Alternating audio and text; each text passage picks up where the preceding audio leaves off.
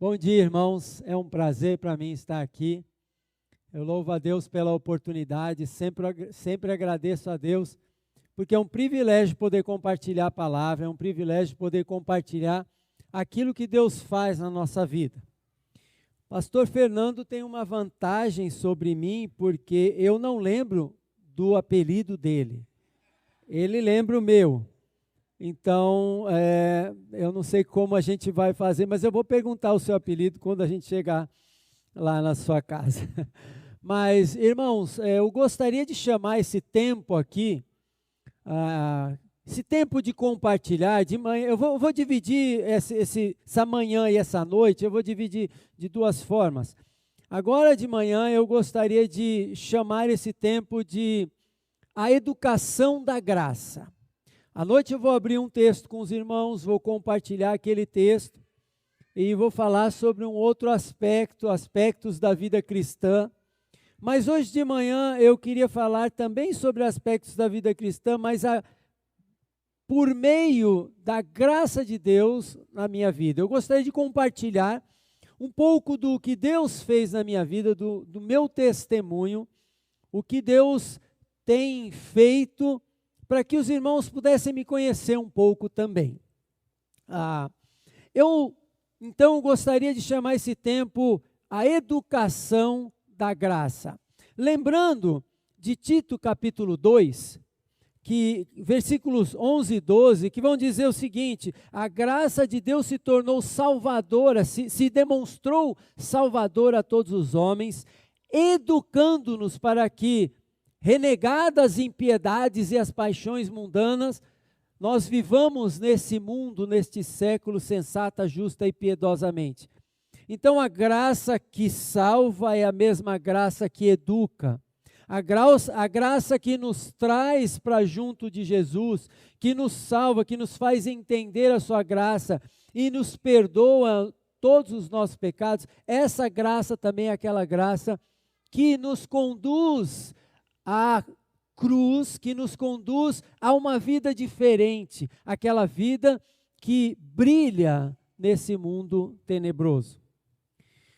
Então, de modo que tudo que eu disser hoje não tem nada a ver comigo em si, mas aquele que com a sua graça fez aquilo que seria impossível ao homem.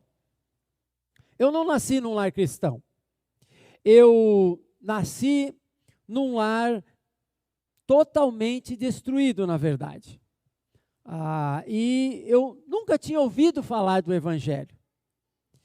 Mas, à medida que eu fui crescendo, 12, 13, 14 anos, e ali, começando com 11 anos a surfar no Guarujá, eu cresci no Guarujá, onde o pastor Fernando também passou grande parte da vida dele ali.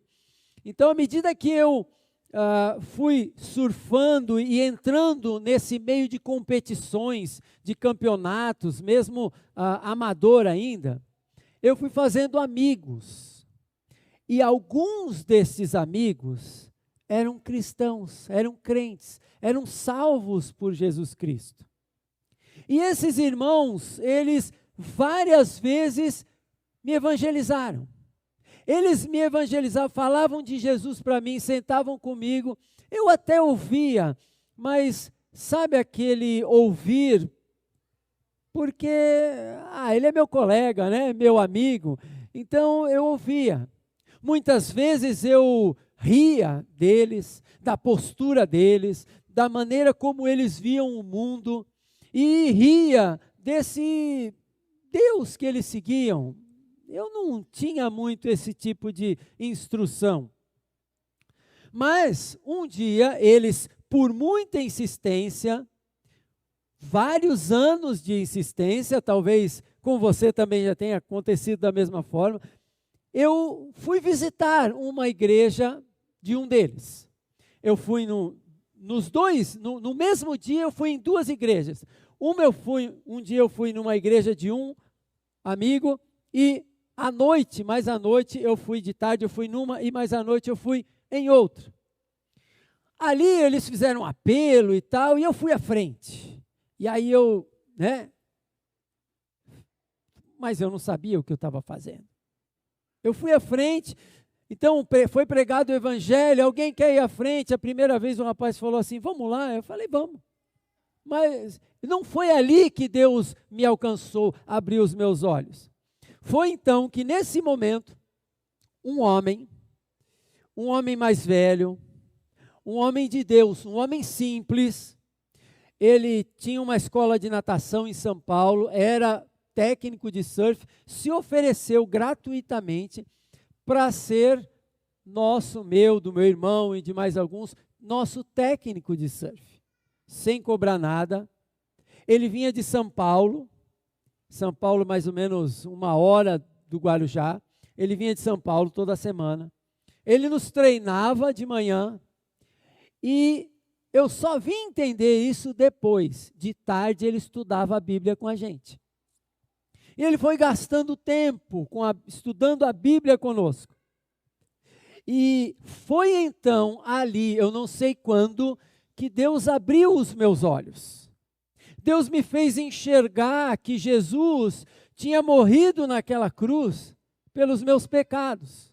E que eu era um pecador perdido. Então Deus me fez, naquele estudo bíblico, naqueles dias de estudo bíblico, aquele homem se dedicou, aquele homem gastou os seus recursos, a gente não pagava a gasolina dele, a gente não dava nada para ele. Na verdade, a gente nem dava o almoço dele. Ele almoçava sei lá onde. E a gente foi estreitando o relacionamento. E então eu percebi com isto o valor do discipulado. Não naquela época. Hoje eu olho para trás e penso, homens que insistiram em falar de Jesus para mim, homens que insistiram em orar por mim, e um homem que insistiu em gastar tempo comigo, me acompanhar, estar ao meu lado. Como eu disse, meus pais, minha família era desestruturada, meus pais eram separados. Então ele quase que se tornou um tipo de um pai para mim. Dava conselhos e então eu, neste contexto, entendi o que João 3,16 dizia. Que Deus havia me amado por ter dado o seu filho para morrer na cruz. E nesse contexto também, eu entendi aquilo que Jesus falou para os seus discípulos: ide por todo o mundo e fazei discípulos de todas as nações. Aquele homem foi fazendo de mim um discípulo, sem eu perceber o que realmente estava acontecendo. E então, olhando para trás, eu aprendi, na prática eu aprendi o valor de falar de Jesus para as pessoas e o valor de caminhar com as pessoas. Aqueles que se converteram, aqueles que são novos, aqueles que ainda são fracos na fé. Pois bem, eu estava na igreja, esse meu técnico me indicou aí, me mostrou uma igreja que foi plantada no meio de surfistas, e eu fui para essa igreja. Um ano depois, apareceu esta que vou apresentar a vocês. Faz favor, minha esposa Ana, fica de pé, tire a sua máscara para todos verem a sua beleza, por favor. Isso, olha para lá, olha para cá. Ela não gosta disso, mas ela é meio envergonhada assim, mas minha esposa querida, companheira há 26 anos. Ela chegou um ano depois, por um convite de uma pessoa, chegou ali na igreja. Eu a conhecia, como conhecia o Fernando antes de sermos crentes. Eu a conhecia ali na praia, ela ia para a praia e tal, oi, tudo bem? Meio assim, só meio de longe. Mas agora ela entrou à igreja, o Senhor a chamou, né? E aí, hoje estamos juntos, eu louvo a Deus por isso. Temos a nossa filha Daniela, não sei se... está aqui, ó, isso. Nossa filha Daniela, ela também adora servir, não veio, ela falou para a gente, eu não quero faltar na minha igreja, me desculpa, pai e tal, mãe, mas eu quero ir para a igreja, principalmente no sábado, que ela é mais envolvida com os jovens e tudo mais. Então, ela não gosta muito de sair de casa, eu também não gosto muito de deixá-la sozinha, mas ela já está grande, para mim ela está pequena, mas ela já está grande, para ela já está grande. Vai fazer 19 anos, mas para nós, ainda nossas filhas são ainda pequenininhas, né? Vocês vão ver que quando ela tiver 20, vai falar minha filhinha, mas ela não vai gostar muito, né? Mas é assim, nossos filhos crescem e graças a Deus, então, a gente tem essa querida filha que está com o Senhor, anda com o Senhor, e aí a nossa caminhada continuou. E estávamos ali servindo a igreja, eu e a Ana começamos, o pastor nos chamou, eu, ela e meu irmão, o pastor, não sei se ele queria arranjar alguma coisa, eu e ela, né? Mas ele juntou eu, ela e meu irmão e nos colocou num ministério. Falou assim, olha, eu quero que vocês cuidem aqui, uns adolescentes, então vocês vão trabalhar junto com os adolescentes. E nós começamos ali a servir juntos na igreja, como amigos antes e como irmãos. E o tempo foi passando, e eu ainda era um surfista, e irmãos, eu fui competir, a segunda vez que eu fui competir fora do Brasil, eu passei por França, Espanha, depois Portugal. Como eu já era crente, no domingo, tinha acabado o campeonato e tal, fui procurar uma igreja. Vou procurar uma igreja, isso era em 1991, faz tempo. Aí eu fui procurar uma igreja, e eu não encontrei uma igreja na cidade onde eu estava. Na verdade, eu perguntei para as pessoas que estavam ali, a pessoa falou, olha, essa igreja aí tinha faz muito tempo, mas já fechou, está aí, mas já fechou. Irmãos, foi ali que Deus começou a mexer com o meu coração. E eu fiquei com o coração tão chateado, coração partido, porque onde está a igreja evangélica dessa cidade? E o povo dessa cidade? Onde está a luz para esta cidade? Portugal quase não tinha igreja, hoje tem mais, mas Portugal é um país ainda difícil de se alcançar. E isso quebrou o meu coração. À medida que eu fui estudando a Bíblia também, eu fiz um curso da Palavra da Vida que eles levaram para Santos, do lado do Guarujá, a minha esposa fez também, chamado de CTL, e ali a gente foi crescendo e sendo desafiado por Deus, e o meu coração começou a queimar. E somado a isso, uma moça da igreja uma vez me deu um versículo, Atos 20, 24. Lembra dele, pastor? Talvez ele também tenha sido um marco na sua vida.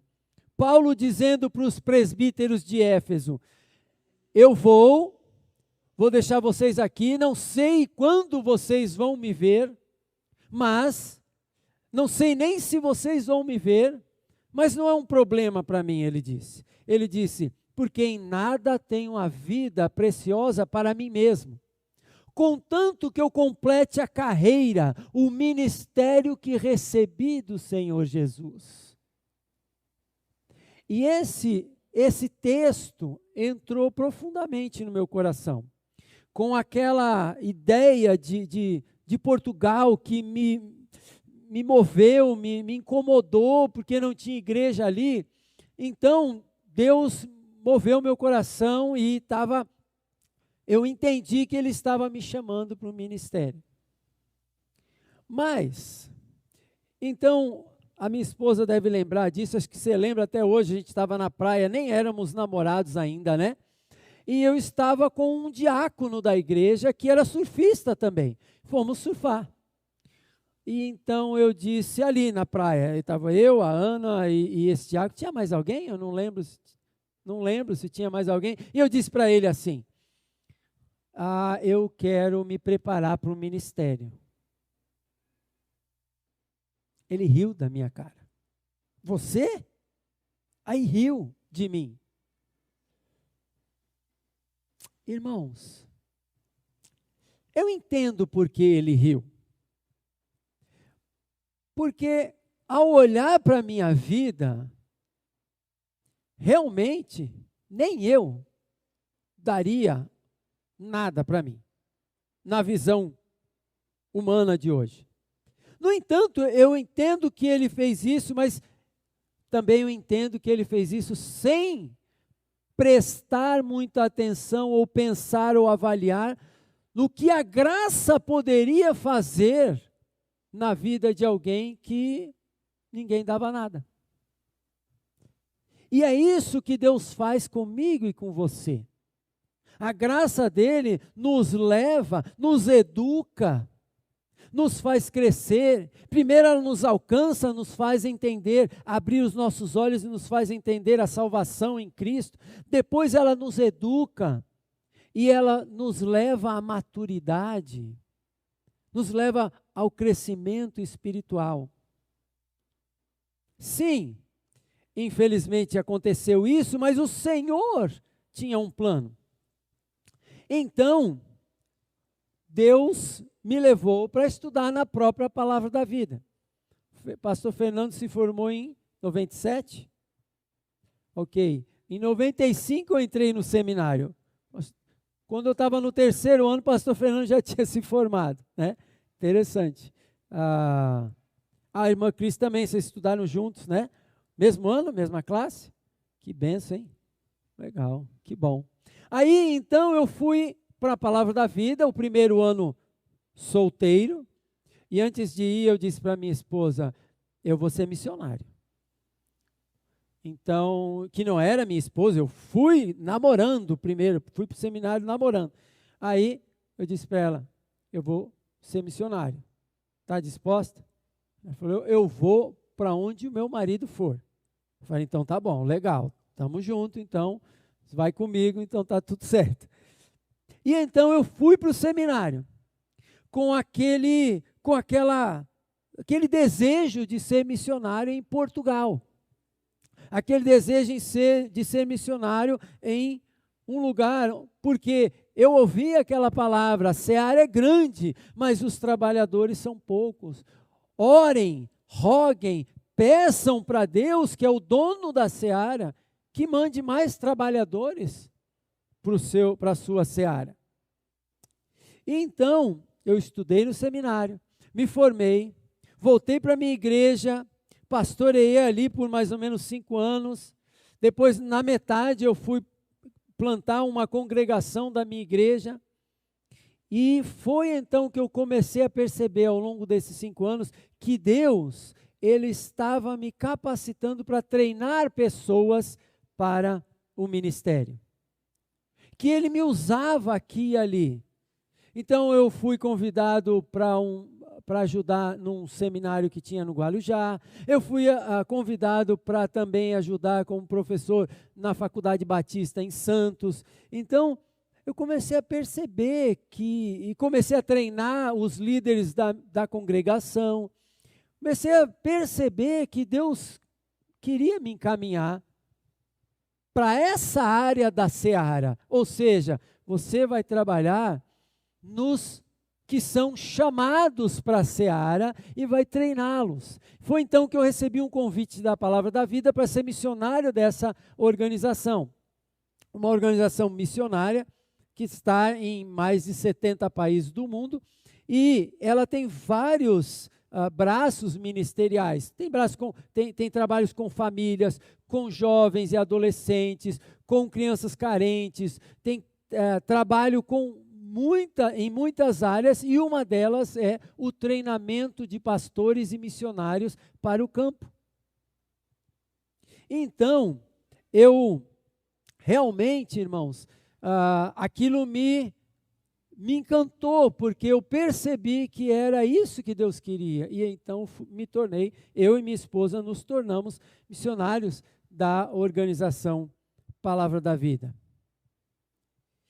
A área que eu atuo lá, particularmente, são 4 áreas. A primeira é a área do ensino. Nós temos tanto o ensino de extensão para pessoas que vão ali, passam um dia e tem um ensino no sábado.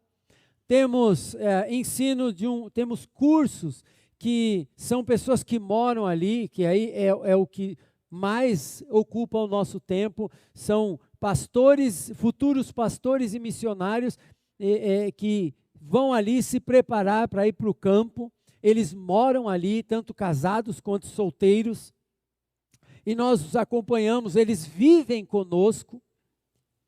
E também tem a área de pós-graduação, que já são homens experientes, homens que já estão no ministério há anos e que querem continuar os seus estudos, se preparar mais e mais para servir a Deus.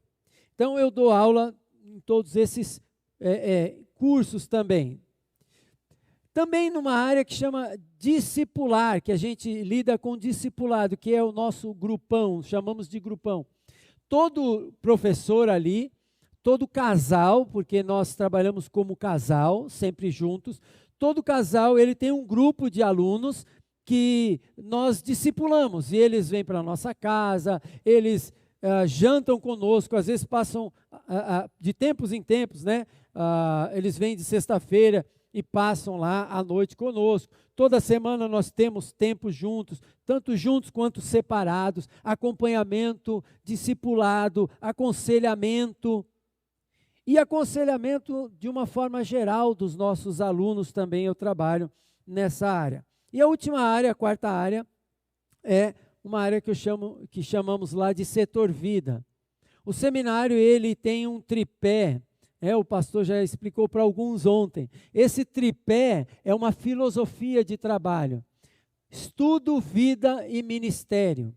Que veio de Esdras, capítulo 7, versículo 10, quando diz que Esdras dispôs o seu coração para buscar a lei do Senhor, estudo, para cumprir os seus estatutos e juízos, vida, e para ensiná-los a Israel, ministério, estudo, vida e ministério.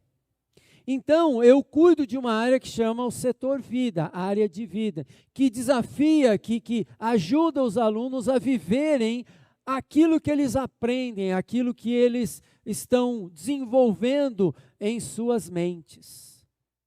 Essas são as áreas em que eu e minha esposa atuamos. Minha esposa ajuda no discipulado, no aconselhamento, ela sempre está envolvida nesse sentido.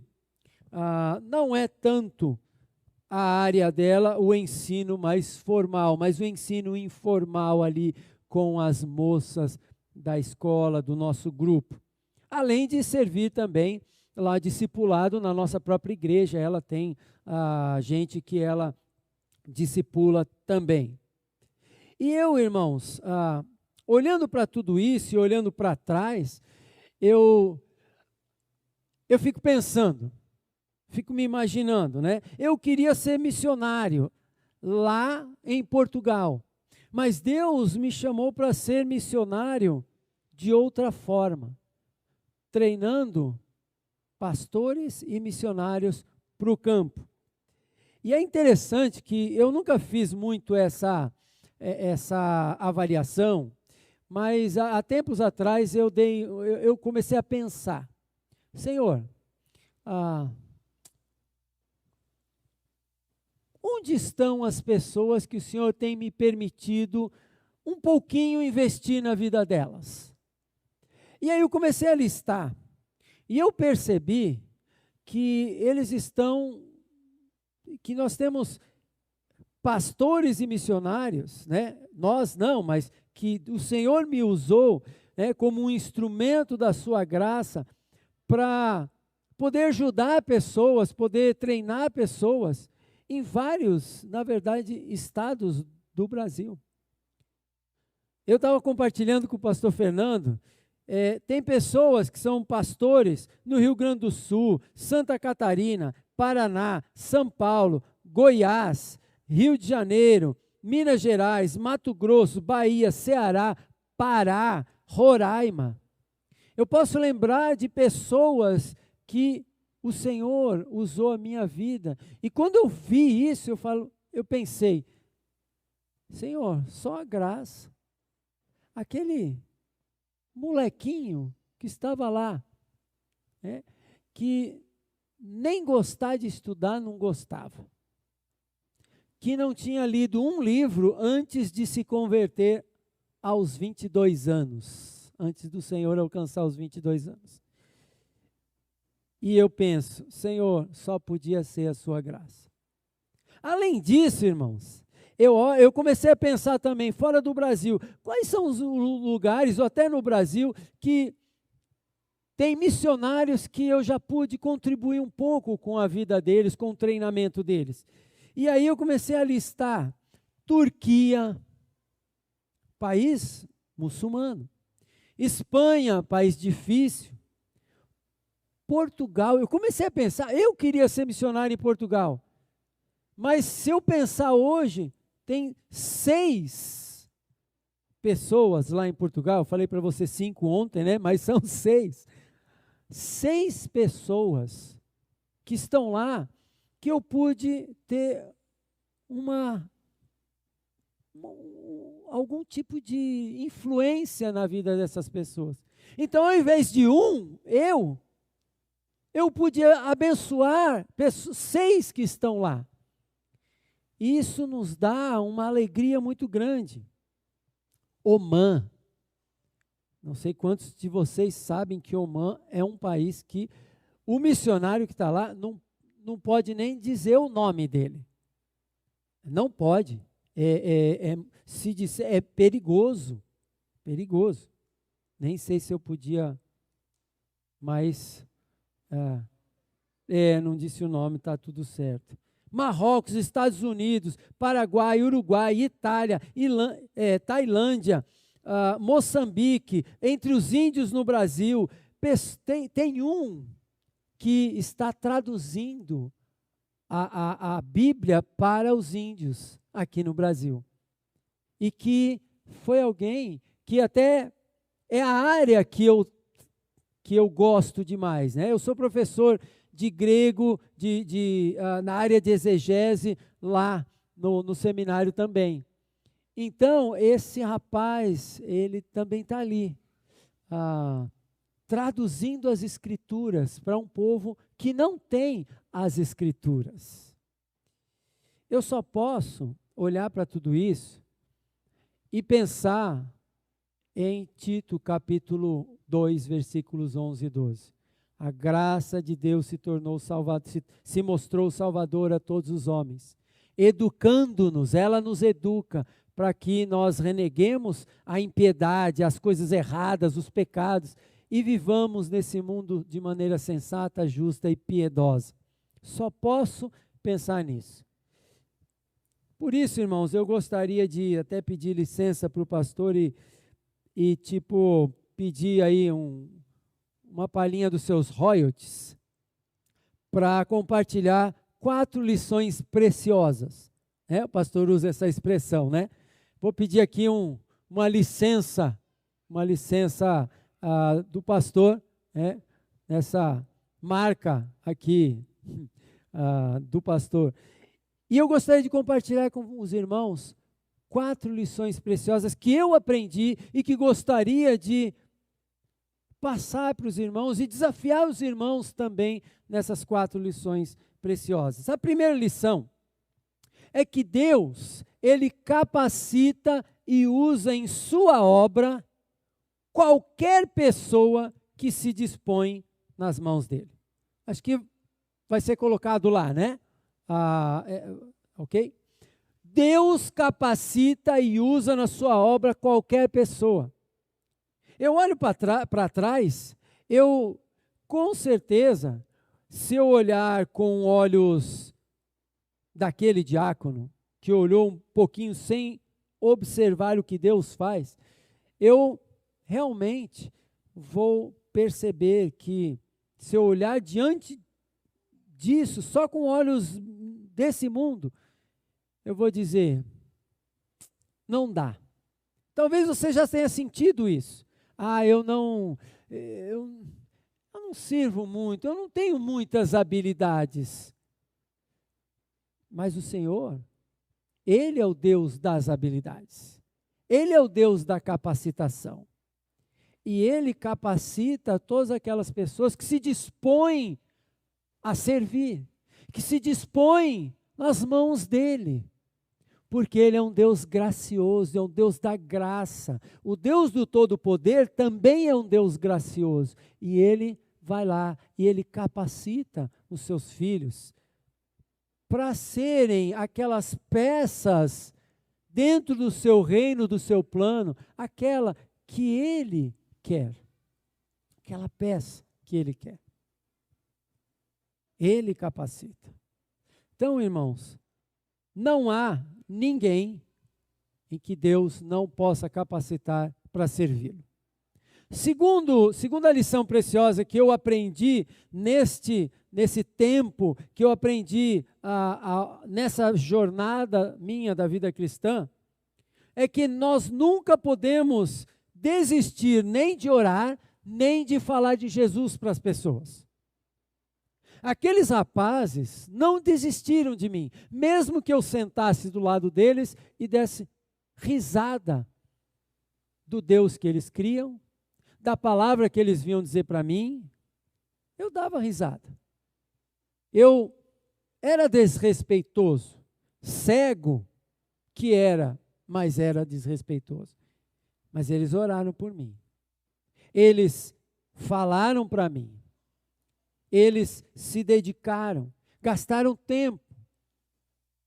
Quem que quer ficar ao lado de alguém que fala mal do seu Deus? Quem é que gosta de ficar ao lado de alguém que você fala de Jesus e a pessoa ri de você? Ou não liga para você? Não é bom, não é agradável. Vamos ser bem sinceros, não é bom nem agradável, não é gostoso. Mas aqueles rapazes, eles não desistiram. Não desistiram. Em terceiro lugar, a terceira lição preciosa é que discipular, acompanhar, gastar tempo, seus próprios recursos, para que as pessoas cresçam espiritualmente é um privilégio. É um privilégio nosso. É uma honra que Deus nos dá. Ele não precisa usar a gente, mas é um privilégio. E aquele homem, o Francisco, o meu discipulador, ele gastou tempo, ele usou sua vida. Até hoje, ele é uma pessoa que tem um impacto, que está perto, que investe na minha vida. Em quarto e último lugar, a lição preciosa que eu quero desafiar os irmãos é que nós só saberemos o real alcance do nosso serviço no Senhor, o real alcance, só saberemos na eternidade. Às vezes a gente pode ver uma pessoa aqui que a gente gastou tempo com ela, cresceu, amadureceu, que legal, que bom, a outra ali, mas e esse investimento nessas pessoas? E o impacto que elas vão causar nas outras? E as outras que vão causar nas outras? A gente nunca vai perceber isso. A gente nunca vai, aqui nesse mundo, a gente não vai ver. Para ser sincero, às vezes a gente vai ver até coisas tristes, porque o meu primeiro discípulo não deu certo. O que eu gastava de tempo, eu deixava de surfar, eu deixava um tempo lá, talvez para você deixar de surfar, mas para mim era muito importante aquilo. Eu deixava de surfar para encontrar com aquele rapaz e tal, estudar a Bíblia com ele, mas não deu certo. Talvez hoje tenha dado, nunca mais tive contato com ele, mas não deu certo. No entanto, nós fazemos isso e o Senhor é que vai espalhando, Ele que vai usando. Então nós não sabemos exatamente, talvez aqui na igreja você possa ter tido influência na vida de um, na vida de outro e tal. Você trouxe alguém, falou de Jesus para alguém, essa pessoa está aqui na igreja e está bem, está crescendo, mas pode ser que você não veja mais para frente tudo aquilo que vai acontecer. Mas um dia, lá na eternidade, o Senhor vai nos mostrar. Ele vai dizer, está vendo? Valeu a pena, olha só. Eu manifestei a minha graça na sua vida. Olha só. Olha isso aqui. Olha essa pessoa aqui. Olha o outro ali. Olha. Talvez Deus faça assim. Eu não sei como Ele vai fazer lá quando nós nos encontrarmos com Ele. Mas talvez Ele faça isso. E eu gostaria de compartilhar isso com os irmãos. Que essas 4 lições preciosas possam desafiar também os irmãos a se envolverem, a investirem, a dedicarem o seu tempo à vida de outras pessoas. Porque as coisas são passageiras, mas as pessoas são eternas. O ministério são as pessoas, porque elas é que são eternas. Tudo que fazemos é para alcançar pessoas, para fazer pessoas crescerem, porque elas são eternas. E é isso, o investimento eterno é que vale a pena. Vamos orar, pedir que Deus guie os nossos caminhos. Pai, muito obrigado, Deus, porque o Senhor tem cuidado de nós e o Senhor nos guia. Muito obrigado, Deus, pela sua graça que nos educa e também que nos salvou. Muito obrigado, Pai, porque hoje eu só estou aqui, Senhor, compartilhando a sua palavra, porque o Senhor me tirou das trevas. Eu agradeço, Deus, porque isso aconteceu com os meus irmãos também, que estão aqui, que estão ali na internet. Eu agradeço, Pai, porque o Senhor abriu os nossos olhos. Muito obrigado por isso. Ajuda-nos, Deus, a sermos instrumentos afiados nas suas mãos, para servirmos o Senhor com dedicação e alegria. Essa é a minha oração, Deus, não porque eu tenho méritos diante do Senhor, mas porque o Senhor Jesus, Ele é o nosso mediador. É em nome dEle que nós oramos. Amém. Obrigado, irmãos, pela oportunidade e privilégio. Até que Ele venha, até que Ele